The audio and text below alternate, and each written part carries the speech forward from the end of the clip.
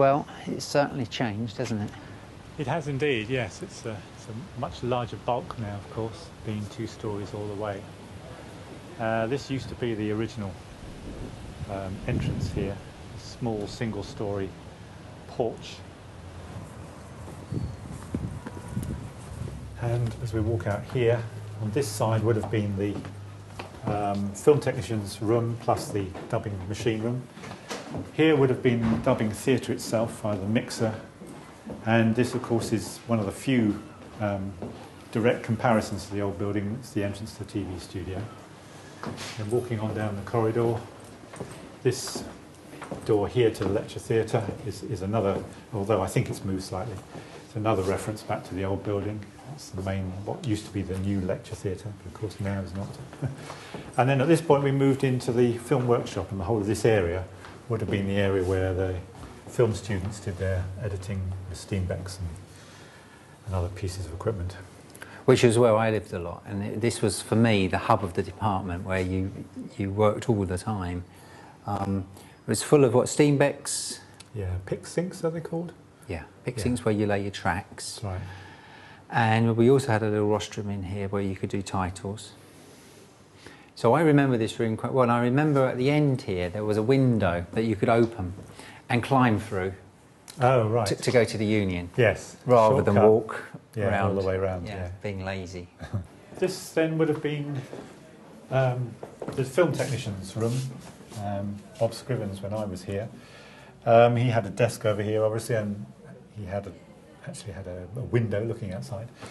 And then along here would have been 4 racks, which would have contained the dubbing theatre bays, which would have been running the soundtracks. And then somewhere here there would have been obviously the projector sitting on a plinth, projecting into the dubbing theatre.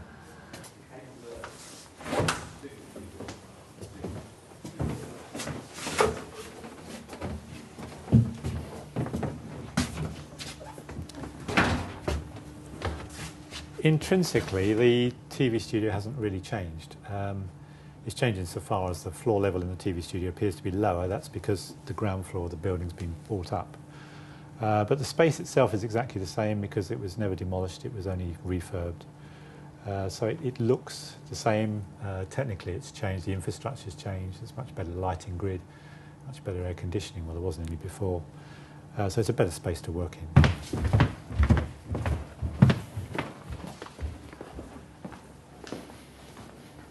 So I think the biggest change that you would see in here is the fact that the original gallery, which was sitting up above us here, was accessed from the studio floor. There was an open staircase which went up, flight of stairs, turned around, and then there was 2 rooms to the left and 1 room to the right, and they were only accessed from the studio floor.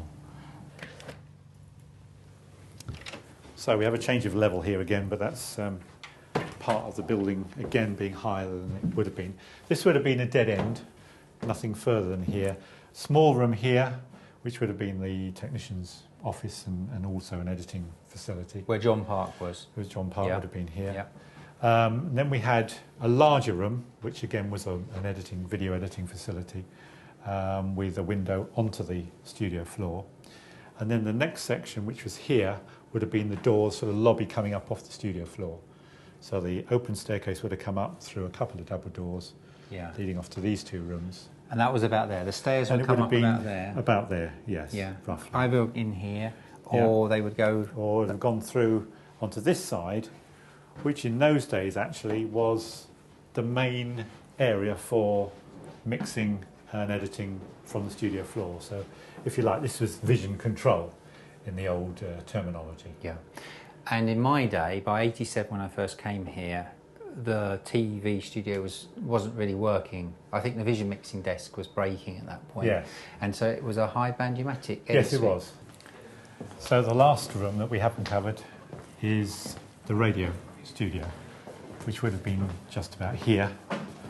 And it would have been a corridor. There would have been 2 rooms, in fact, and a corridor leading down the same side as the other room. So there was a room here, which would have been the mixing room, if you like, with the sound mixer, monitoring area.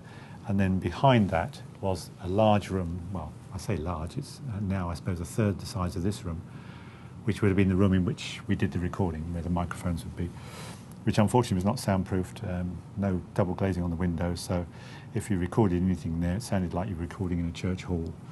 And also you get footsteps from outside, bird song, and people in the corridor talking and all sorts. So that was one of the disadvantages in the very early days of the building. But then didn't you have some sort of sound studio?